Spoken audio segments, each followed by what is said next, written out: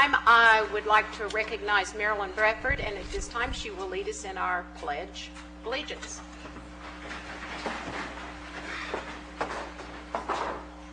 Attention, position, pledge. I pledge allegiance to the flag of the United States of America and to the republic for which it stands, one nation under God, indivisible, with liberty and justice for all. Thank you, Marilyn. Good evening, ladies and gentlemen. We welcome you here tonight to this forum. And let me tell you, this forum is being sponsored by the Pottawatomie County Advocates for Voter Education. We are a new voter education group. And believe me, if this name is too lengthy to remember, we are known as PAVE, P-A-V-E. Just remember, we are here to pave the way for you to make a more informed decision regarding this upcoming political election. PAVE, P-A-V-E. This forum will include questions tonight from Ward 4 seat on the City Commission. Two candidates running are Timmy Young and Billy J. Collier. Also, Shawnee Police Chief Bill Mathis and Police Union President Ken King will face off debating on the bargaining agreement between the city and the union. So at this time, let's go over our ground rules for the evening. Each candidate will be invited to make an opening and closing remarks limited to 5 minutes on the opening and a closing statement limited to 3 minutes each. After opening statements, the forum will be open to written questions from the audience. Questions will be issue-based, and all candidates or spokespersons for the same question will be given the opportunity to respond if they so desire. Responses to questions will be limited to 2 minutes each. Workers will screen questions in advance to eliminate duplications and inappropriate questions. Candidates will receive notification of expiration of time when speaking or responding to questions at the following intervals: 30 seconds prior to time expiring and at time, thank you, expiring. You saw both of those signs. No, I think she said your time's up. Oh, she probably did. Campaign materials, including clothing, may not be displayed inside the room in which the forum is held. Please check with forum organizers in advance to determine where signs, brochures, etc. may be properly displayed. And I think the candidates did arrive 30 minutes early to finalize details. That was the last ground rule or instructions. Please, we hope you will participate tonight. We hope you will direct questions to these two gentlemen, so it will help you understand, it will help you to become more informed or to give a more informed decision or vote on April the 1st. So we eagerly advocate that you participate tonight. At this time, we will begin, and did we, we've already done something wrong. We needed to draw straws or flip a coin to see which person goes first. Shall we do this at this time?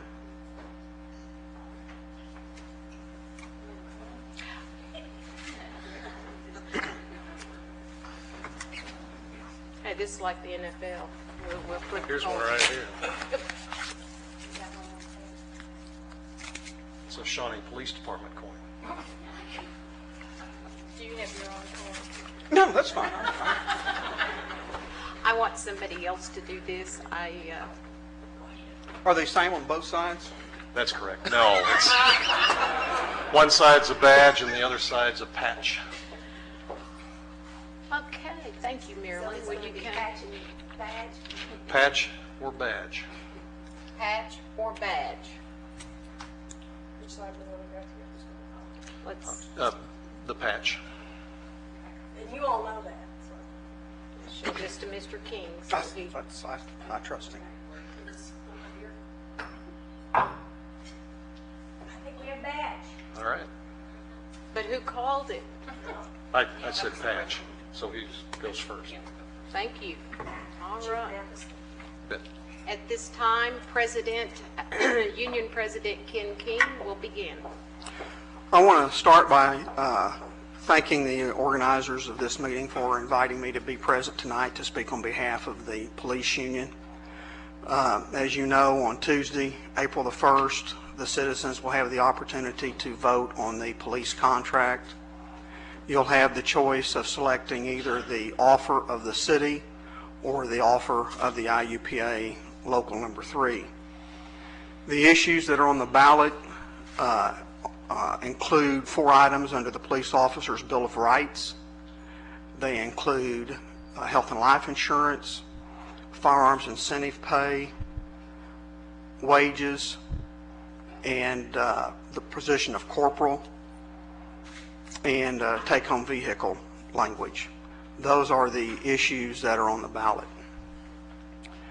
It's the position of the union that both parties to the contract had the opportunity to present arguments in front of a neutral, impartial arbitration panel and to try to persuade that panel to their position.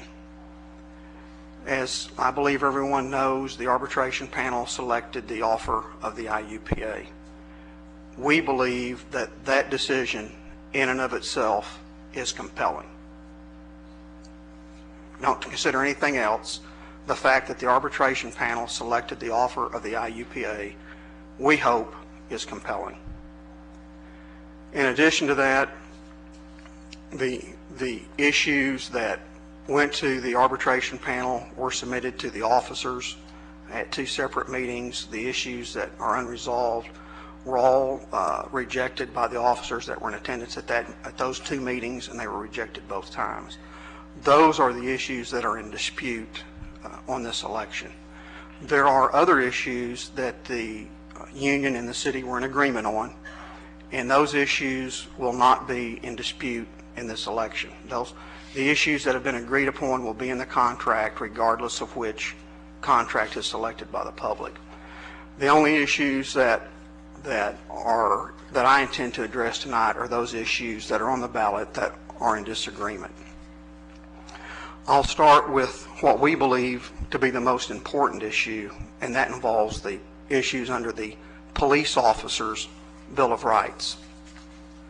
If you don't think about anything else, think about that title. It is the Police Officers' Bill of Rights. It's not the city's rights. It's not management rights. It's not the police chief's rights. It's the police officers' rights. The city is seeking to make changes in the Police Officers' Bill of Rights that we think take away protection and security for the officers. We're not agreeing to do that. The first issue under the Police Officers' Bill of Rights, and probably the most important thing on this ballot as far as the officers are concerned, involves the outside board member. The outside board member is an issue that places a member from a police department of equal or greater size to the city of Shawnee on a police review board panel. We believe that that outside member is critical to the impartiality of that board. The board is composed of 5 officers. The chief of police selects 3, the accused officer selects 1, and the 5th member is the outside board member. We want to retain the composition of that board. The city wants to eliminate the outside board member. Our argument is that that outside board member comes to this panel with an unbiased position. We cannot think of a legitimate reason not to have that outside board member. We can't think of one. Across the United States, there is a growing tendency of law enforcement agencies to include outside board members. We believe it's critical that that outside board member remain on the police review board panel, and that is the most single important argument that we have on this contract. Thank you.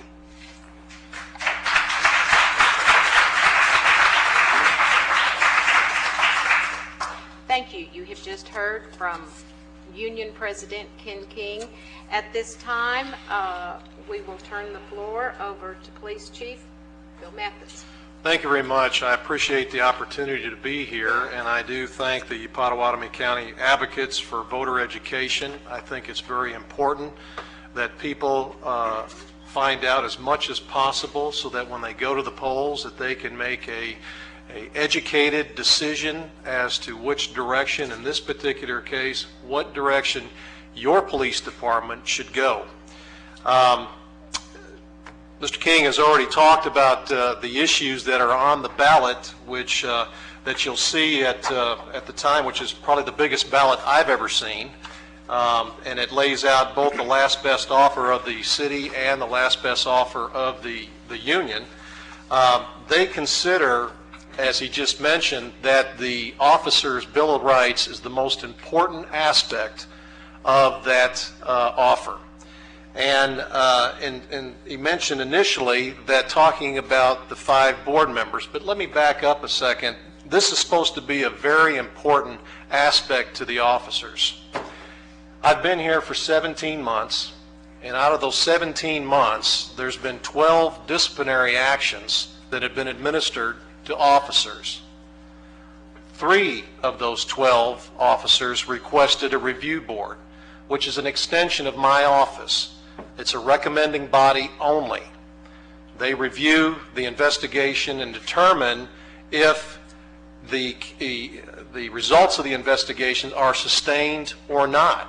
Now, the 3 that requested the board, there's a procedure that they go through after we set up the board and get everything else that's involved with that. They have to notify my office after receiving that notification within 24 hours as to what names they want to strike, or 1 name or 2 names from the names that are presented to them. Out of all 3 of those officers that requested a board, not one of them wanted to continue with the board. They decided not to proceed with the board. Now, that happened on the first 2 that requested the board. The 3rd one, I decided to proceed with the board, even though they decided not to. I thought this time, since we have this set up, we're going to go ahead and proceed with it.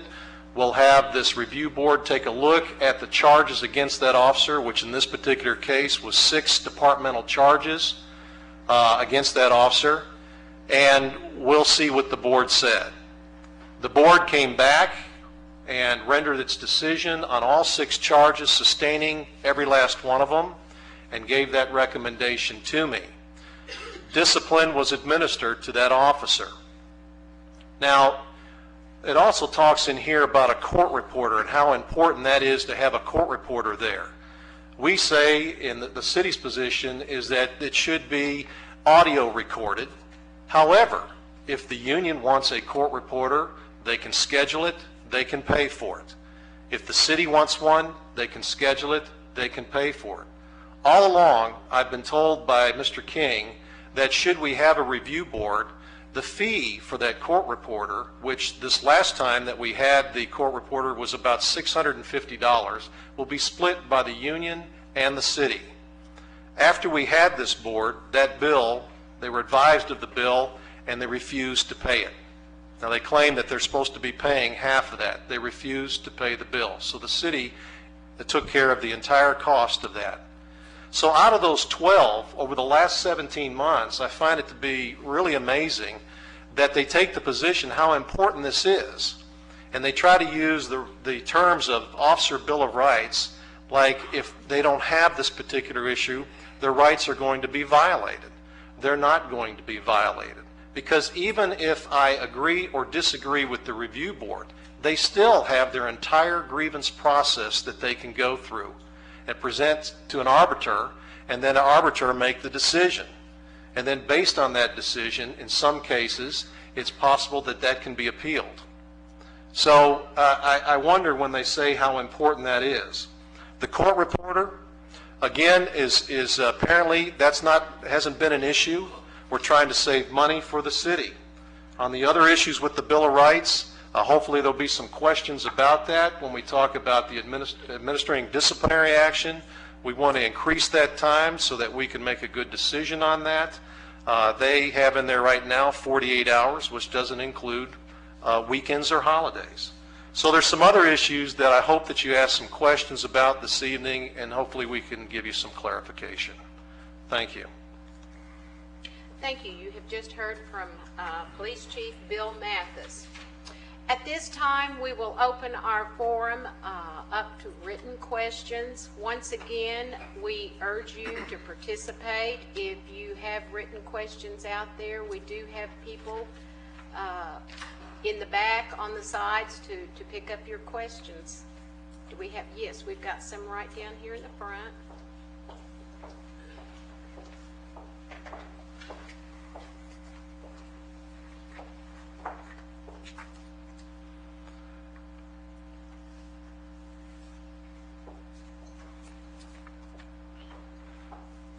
Okay, our first question here is for both people. Bear with me, I didn't bring my magnifying glasses this evening. Went right off and left them. After the vote is over, how will the union and the city work together to heal the wounds of this division battle? So far, the losses by far are the citizens.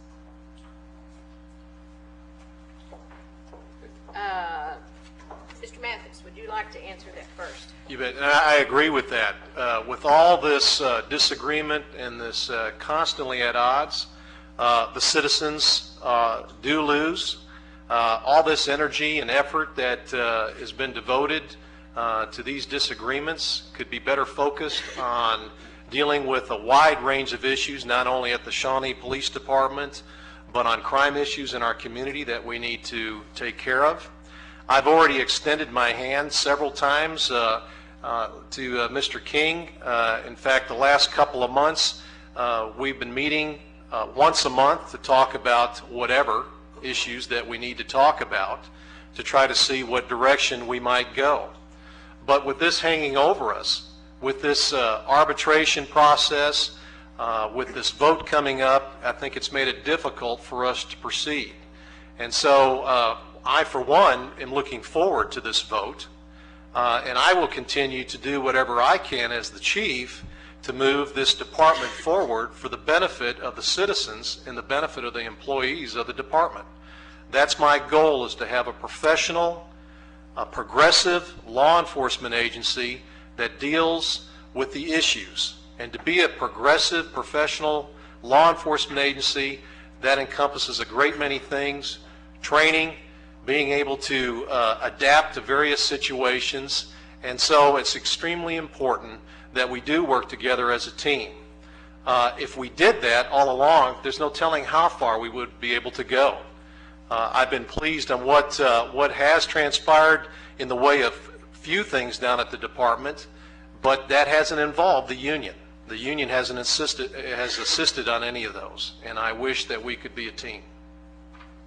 Thank you. Mr. King, would you like me to read the question again? No, that's okay, thank you.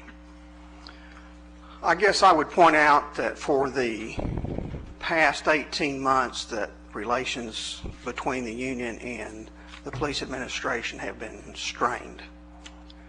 If you look at the relations that the union had with the police administration going back through Chief Chitwood and prior to that when Jim Collard was acting chief, you would see that relations were not only very positive, but even the city manager bragged on how cooperative and supportive the union was. The union has worked with the city administrations in the past. We believe we're working with this administration. Does that mean there is complete harmony? No. When we believe that the legally binding contract between the parties has been violated, The process for addressing that is grievance arbitration. That's called for under the provisions of the contract, and it's also called for under state law. Those are the procedures that we follow. I don't know what else you would expect us to do. Have an uprising? We follow the legally mandated procedures. That's what we intend to continue to do. In the areas where we can reach an agreement, and as the chief indicated, there have been some, we're going to work with the city. When we believe that the city is violating the contract, then we're going to take the necessary steps to protect that contract. Again, I think all you have to do is look at the past, make an analysis of the relationships as they have existed over a little longer period of time, and I think you get a more accurate perception of the working relationship between the union and the police administration. Thank you. Thank you, Mr. King. This next question, and we will start with Union President Ken King. The union has stated that the city has been wasting money on legal fees. What is the story on legal fees? If a citizen makes a complaint, is it blown off or is it investigated? I can at least address part of that. I'm not sure I can address the last part. Since October 1st, 2006, the city has spent in excess of $80,000 on attorney's fees and litigating issues with the police department. That doesn't include fire department or any other departments within the city. That is by far the greatest legal expense in that period of time in the 13 years that I've been president of the local. Those legal fees, from our perspective, are a direct result of the city violating the collective bargaining agreement. If the city didn't violate the collective bargaining agreement, we wouldn't file grievances. If we file grievances, they go to arbitration, and an arbitrator decides the issue. We've had 4 grievance arbitrations. We have lost 1 of those. We've had 1 interest arbitration, which is the contract arbitration, and we also won that. I think it would be difficult to say that the union is responsible for those expenditures when we're protecting our rights. I would think that as long as we're 50-50, I would say we're being reasonable, and if our batting average is better than that, I would think we're being more than reasonable. In reference to the last half of that, I'm not sure I can answer that. Okay. Do you want me to read the question? No, thank you. In reference to the legal fees, of course, the city has to defend their rights. The department is to be managed by the police chief, just as the banks are managed by the president of the bank, or businesses are managed by the owners or managers and such. And I wonder how people think that the police department shouldn't be managed by the police chief. There has been a great deal spent on legal fees. We've had, since I've been here, we've had 14 grievances and 3 unfair labor practices. Out of those 14 grievances, as he stated, we've gone to arbitration on 4. We're getting ready to go to arbitration on another one in June. And I disagree. I feel that the 2, we've won 2 and they've won 2. The one that we're disagreeing about, that was on when I increased training for the department. We were barely making state standards on training, which was a mere 16 hours a year. I increased that by 500% with a few schedule changes with the uniform division. The union fought this, which is really hard for me to understand, that typically unions fight for more training. And in this particular case, they fought the increased training for the department. That's very hard for me to understand. Also, one of the grievances had to do with the bulletin board. It had to do with, I wouldn't allow them to scotch tape notes up on a bulletin board when there was 18 inches away. There was a 4-foot by 8-foot bulletin board. That went all the way to arbitration at a cost of over $5,000. $5,000 because they didn't want to abide by a direction of not putting notes on a bathroom door. That's ridiculous. And as reference to complaints, we don't now blow-off complaints. They are investigated. Before, they were. I'd like to do a follow-up now, if I may. You can, Do I get a 1 minute you or 2 can have minutes? 1 minute. In reference to the bulletin board issue, we had posted on the men's locker room door for many, many, many years prior to Chief Mathis' arrival. We interpreted the contract that it allowed us to do that.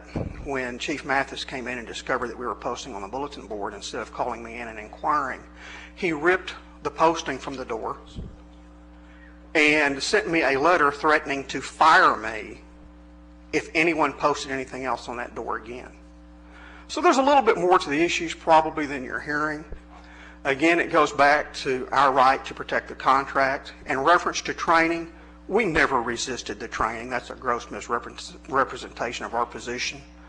What we resisted was the unilateral change in the officers' work schedules, which is a mandatory subject of bargaining. We won that grievance. Let me speak up right now. We did not go over rebuttal time in our ground rules, and I just indicated that, yes, they could have a minute rebuttal. So each person will be granted 1 minute rebuttal. And I would like to utilize mine, please. That's a whole story about it. The arbiter, it was rather an embarrassing situation at the end of it. The arbiter looked at us and said, maybe you guys ought to think about talking. And I'm thinking, all that money spent, all these people involved, all the time with legal fees, with doing briefs and such over a bulletin board. Follow a simple instruction, stop putting them up on the door. In reference to the complaints, complaints were blown off before I got here. And we created a professional standards unit. That is something you have to do in police departments and police agencies. It's a responsibility of the chief to make sure that these complaints, citizens' complaints or internal complaints, are investigated and that there's some type of disposition to those. In a lot of cases, it's found out that the employees of the city are found to be acting properly. That's been the case in our department. Time. Okay, moving right along. When Chief Chitwood was here, didn't he remove everyone from detectives and replace them? What happened then? Police Chief. It's my understanding that he moved the majority of the division, which from a management standpoint is a bad move to make, especially in criminal investigations. I served as a detective for 4 years and as a commander of a detective division for 6 years. There's a lot of training and the experience and the expertise that happens in that type of function. And if you're going to make some movement within that particular function, it should be spread out, not all at once.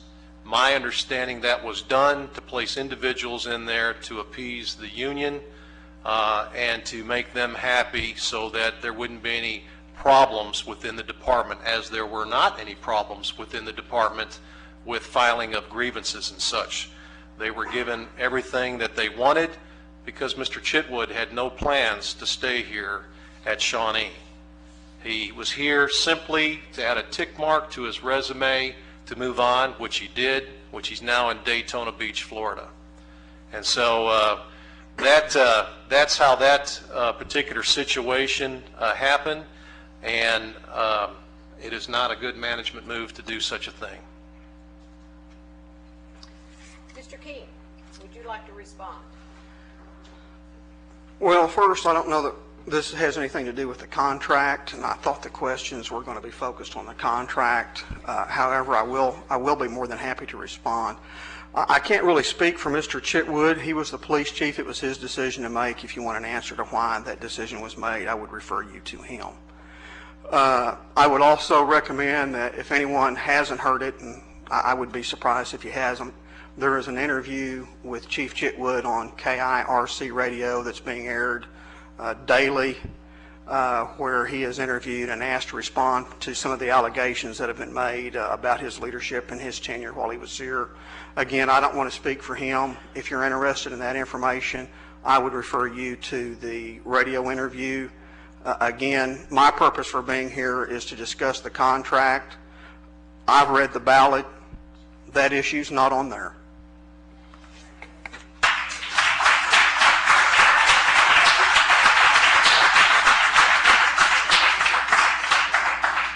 Next question is for both Mr. King and Mr. Mathis. Please describe the locker room door grievances. Did it go to arbitration? And we will start with Mr. King.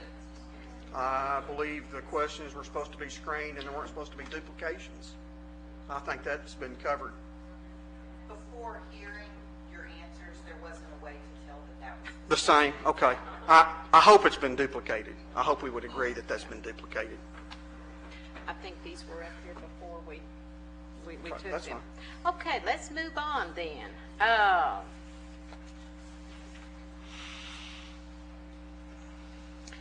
I'm not sure I understand this next question, but I'm about to read it. Relating to the outside officer during the review board, what are the reasons for not wanting one?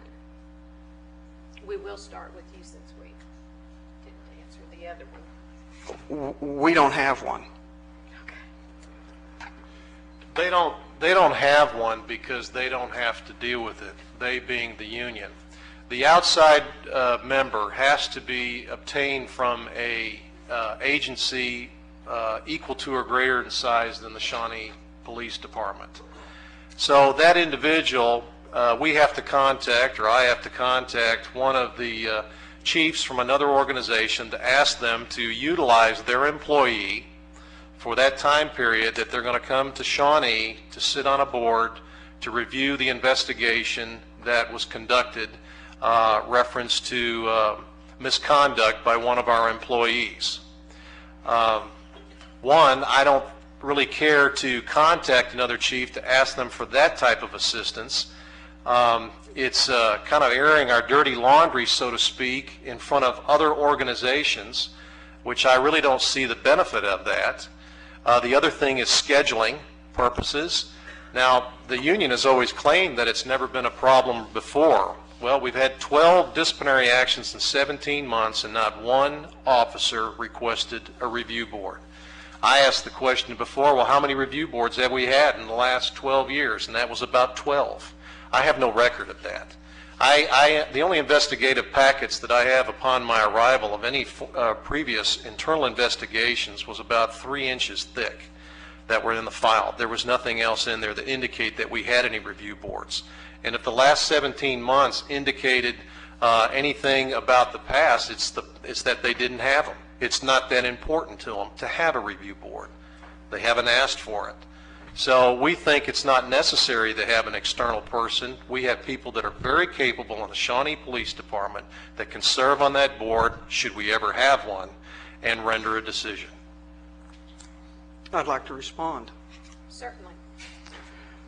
Certainly, if an officer is facing an allegation of serious misconduct where there's a potential for termination or suspension, the officer's probably going to demand a board and is going to want that board. If it's a minor infraction, certainly the officer's probably going to waive that board. I think most people comprehend that. I think it is appalling for the city to say, to use for an argument, to eliminate an outside member, to eliminate giving the opportunity for the officer to have a fair and impartial hearing, the fact that there might possibly be something embarrassing to the city, or that it may be inconvenient or difficult for the city to schedule someone. I would think that the rights of the officer to a fair hearing is far more important than that. And in the 13 years that I've been president of the local, certainly we haven't had a lot, but there's never been a problem with the process in the past. And at the arbitration hearing, the city was not able to justify their position. Time. I'd like to respond, please. You have 1 minute. I find it appalling that the union continues to mislead the public. In fact, there was a mailer that came out by the IUPA that stated outside board member. The union wants to retain the outside board member on the disciplinary review board. The process has worked well for years with no problems. Officers are entitled to have a fair process. Remember Candy Sweeney's termination? The federal arbitrator's decision that she be reinstated? Ms. Sweeney never requested the review board. She did initially, and then she decided not to have the review board. She was the first person upon my arrival. That means we've had others that had disciplinary action. She was the first person to request the review board and then turned it down because she didn't think it was fair. I didn't invent the review board process. I didn't put the language into the contract. She didn't think it was fair because I was going to be able to choose the outside board member. Time. Time. Next question. Were there issues presented to the entire force or only officers? If only officers, why? Mr. King, we'll begin with you. I know. That's a somewhat bizarre question, but I'll answer it. Officers are the only ones covered under the collective bargaining agreement. The Savina employees are not part of the bargaining agreement, are not covered by the contract. So the issue was just for the officers. The contract does apply to just the officers. There are 53 commissioned officers within the police department. The IUPA currently has 35 members, which is approximately 66% of the department. There are 7 officers that are on probationary status. They'll have the opportunity to join when they complete their probationary period. All of the officers have the right to join or not join the IUPA. It's totally at their discretion. But the contract does apply to all 53 officers, and the contract does cover all of them, but not the civilian employees. Repeat the question, please. Yes, I certainly will. Were there issues presented to the entire force or only officers? If only officers, why? Well, again, that the contract pertains to the commissioned officers. However, whether issues were presented to them or not, I have no idea. Feedback that I get from individuals is that there isn't any communication from the union president. I don't know exactly what's said. All I can go by is what other officers tell me. There are officers that are very unsatisfied with the union process and have been for many years. In fact, there was a recent petition where 19 officers signed where they were looking at decertifying the IUPA and getting the Fraternal Order of Police to be their bargaining agent. So there are officers that are very dissatisfied with the process. They're dissatisfied with the information that's disseminated. I know that I'm prohibited from discussing issues, even having employee meetings where I talk to my employees about possible things that we're looking at doing. The union has interpreted that as presenting proposals to them and has filed a unfair labor practice because of that. That's absurd in any type of business where the person that's supposed to be responsible for managing that organization cannot communicate with their employees. And by the way, I didn't present proposals. I presented ideas. I talked a great deal about a lot of different issues, and they twisted things about to file that unfair labor practice to say that I was bypassing the process and presenting proposals to the membership. Thank you. Yes, please. Again, I don't know why this is relevant in this particular context, because I thought we were here to discuss the contract, and I don't believe that question had anything to do with the contract.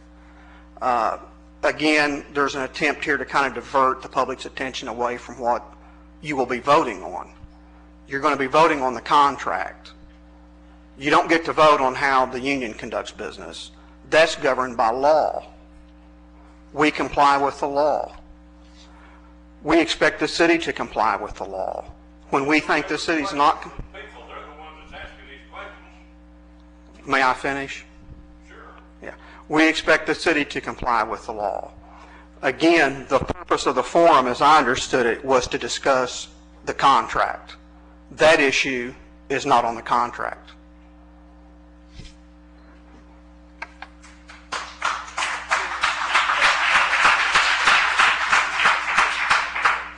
I'm not running this meeting up here, and they're looking at the questions, and I'm prepared to answer any question that's presented this evening.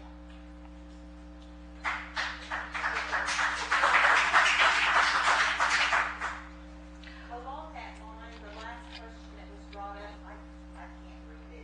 If somebody, if you want to rewrite it, I'm afraid I'll get some of the words wrong.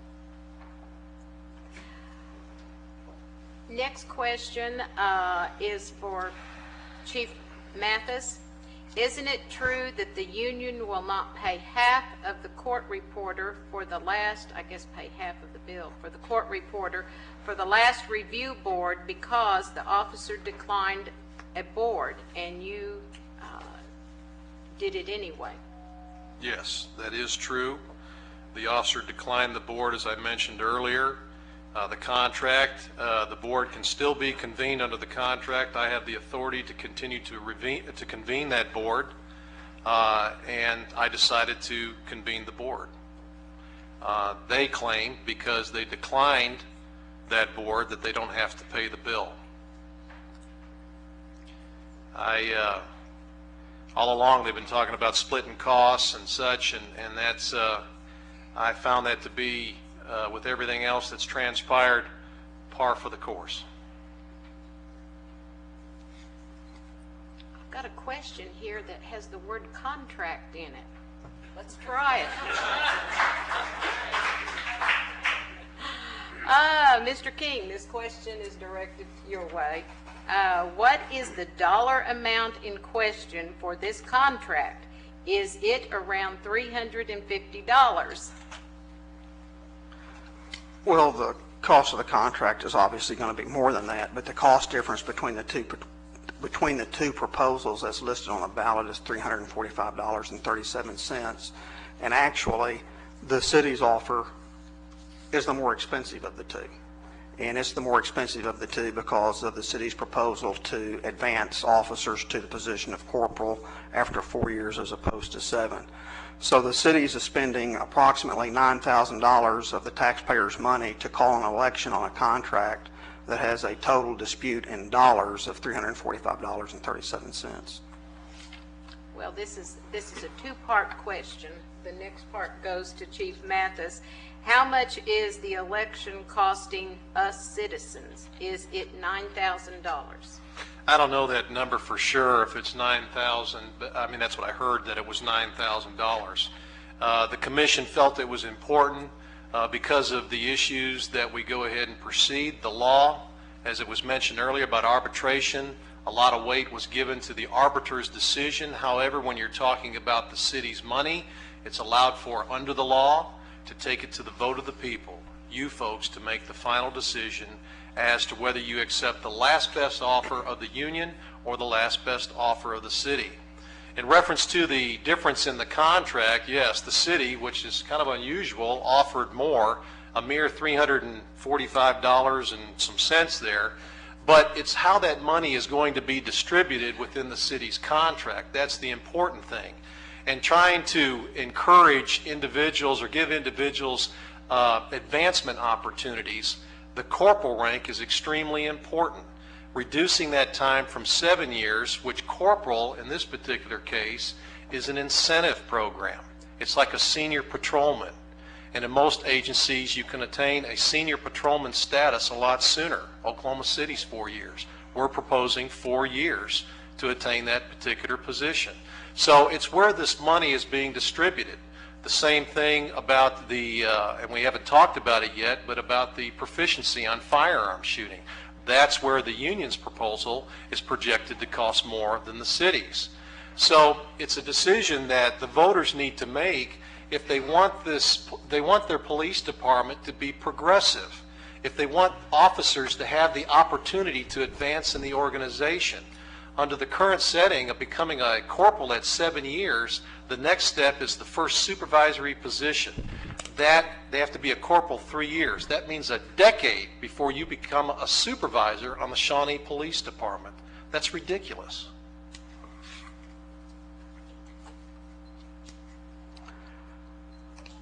I have to be honest, I'm a little tired of hearing that we're not progressive or we're not professional or we're not competent. We survived here for many, many, many, many years prior to October the 1st, 2006. We'll survive here for many, many, many, many years in the future. There are very good officers here that do a very, very good job. I don't think that's really the issue. The issue on the corporal issue, it is a pay grade only.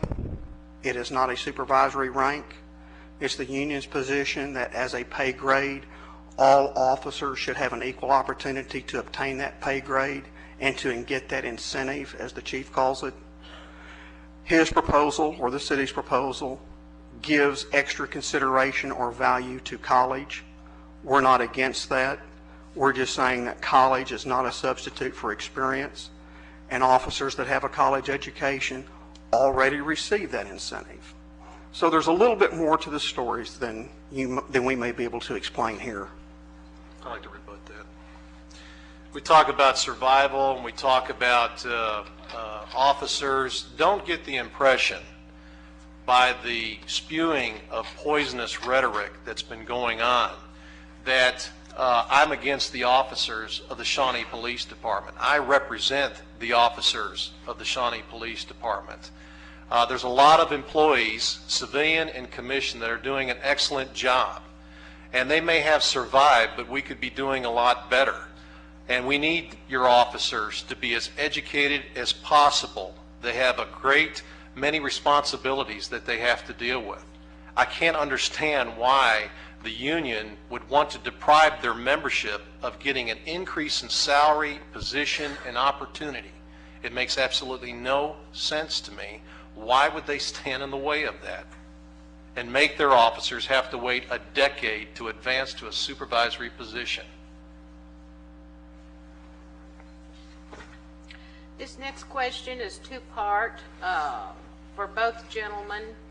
Mr. Mathis, it starts with you. Why eliminate the outside board member on hearings? Well, we've discussed this somewhat already, but scheduling problems could be scheduling problems. I have to go and ask those other. I've had scheduling problems with it before where certain dates were not going to work for that particular department or that particular officer. If we have to reschedule, which under the contract, even if we set this all up, if an officer requests this review board, we set it all up, they're presented the date, the time, all the members and such, they have the ability to ask for a 72-hour continuance, which means it all has to be rescheduled again. So not only is the outside board member having to be rescheduled, but the court reporter that they're insistent on has to be rescheduled. So that has to contact that company. So you have problems with, possible problems with those organizations not having somebody available to sit through the review board. So that's something that the union never has to deal with. And believe me, they know this because they request a review board to make it more cumbersome for my office to deal with then they turn it down. They don't want to do it. Why don't they want to do it? Don't they want a review of an independent body like they claim they want? They don't want that. And there's several reasons why they don't want that. One of them is that the review board comes back in favor and says that the officers, the charges against the officer are sustained.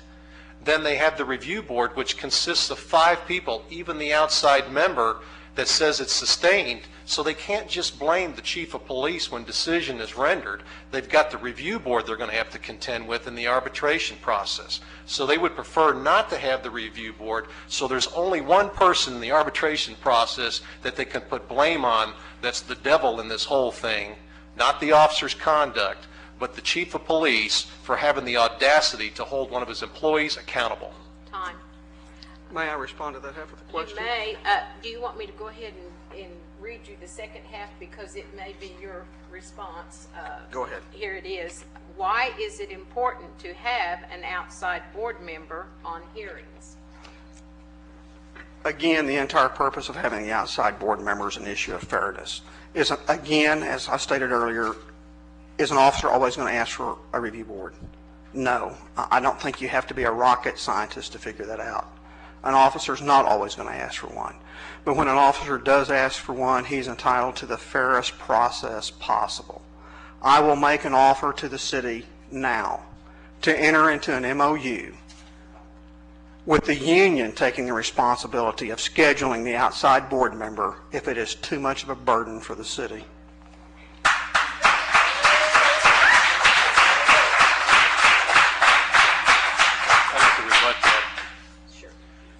Somehow, it's being presented that this outside board member can sway the other 4 members of the board.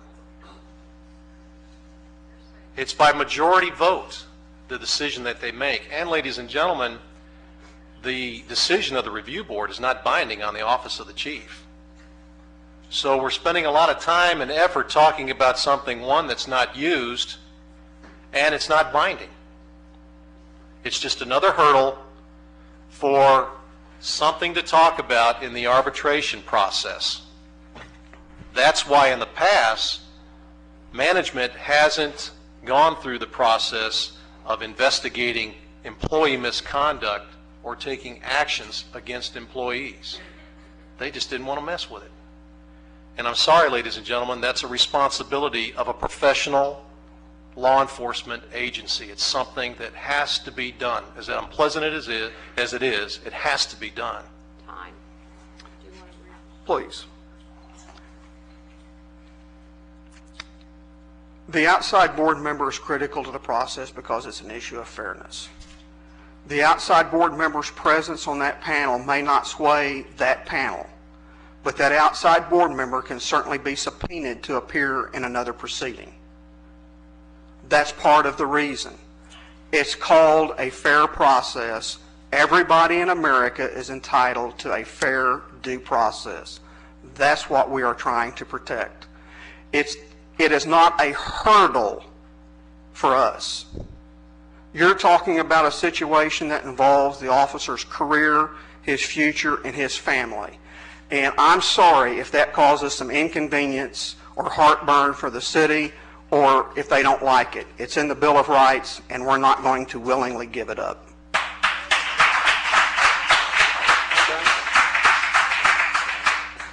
We are at this point in our evening where it is time for their closing statements. They are allowed 3 minutes each. We will start with Police Chief Bill Mathis. Well, thank you. I'd like to thank PAVE again for putting on this event this evening. I wish we had a lot more time to talk about many more issues, and maybe at some point in the future that I'll be able to set up a particular time, maybe once a month or once a quarter. We'll have to look and see where citizens can come in and find out about your police department and what we're doing and the plans for the future. And that's what we're talking about here. My interest here is to have this organization progress. There is no hidden agenda in me serving as the police chief here. I'm trying to create a professional environment, training all the employees, not just the commissioned officers, but the civilian employees. This is an area that has been severely lacking in for many years. A few minor changes, and it was increased 500%. How can anybody talk about that training is bad? I don't understand that. Or that you want your police officers to be as educated as possible. It's beyond me. So my goal is to keep striving forward to make a good police department so that we can serve you, the citizens. That's our goal. That's our duty here, is to serve the citizens. And this constant power struggle about who's going to manage this organization, it's a decision that the folks need to make. Do you want a police chief, or do you want it run by a committee? A progressive law enforcement agency or any other organization has somebody at the helm that's running it. It's not being dictated by everyone else within the organization. Can you imagine a bank where the teller comes in to the bank president and says, you know, I don't think we're going to do this, or I don't think we're going to do that, and, you know, I know we're not supposed to. It's unrealistic. What makes the police department any different? Other unions in the state don't behave this way. I belong to the same IUPA in my former department. I've been a union member for over 27 years, longer than anybody on the Shawnee Police Department. And a good portion of those years was with the IUPA. We never got into the business of dictating to the chief and how the organization is going to be managed. This is very important for people to get out and vote and make this decision. This will have long-term effects as to the outcome of this vote next week. And I hope that you will go out there and that you will decide what is best for the city of Shawnee. Not these personal or private agendas. What is best for the city of Shawnee? Thank you. Time.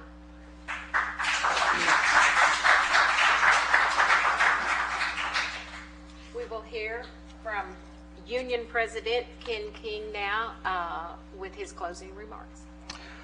Again, I want to thank you for the opportunity to be here tonight and speak to you on behalf of the police union. I would like to again repeat what I started with. The issue before you is the contract. You'll have the opportunity to vote on that contract Tuesday, April the 1st.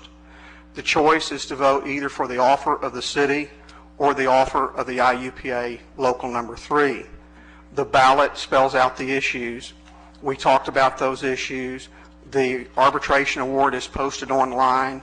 The issue clearly, simply, and exclusively is about a fair contract. The power struggle, where the department's going, is nothing more than a diversion away from the issues. We have an administration that is having conflict with the police union because the police union believes the administration is not complying with the contract. Period. That is not a power struggle. The city, regardless of anything else, is obligated to comply with the law like every other municipality in the state of Oklahoma. The city is required to comply with the Fire and Police Arbitration Act. All we are doing is requiring the city to comply with the law. If we were filing grievances and losing, or if we were going to interest arbitration and losing, the city might have some argument. That's not the case.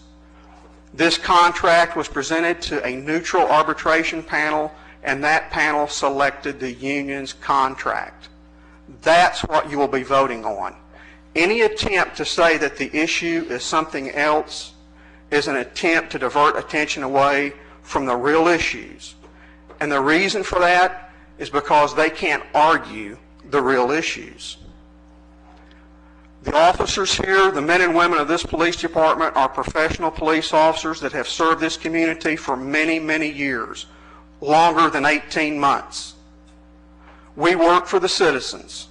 Regardless of the outcome of this election, the officers on this department will continue to do a professional job and serve the citizens of Shawnee. We're asking for your support. Thank you.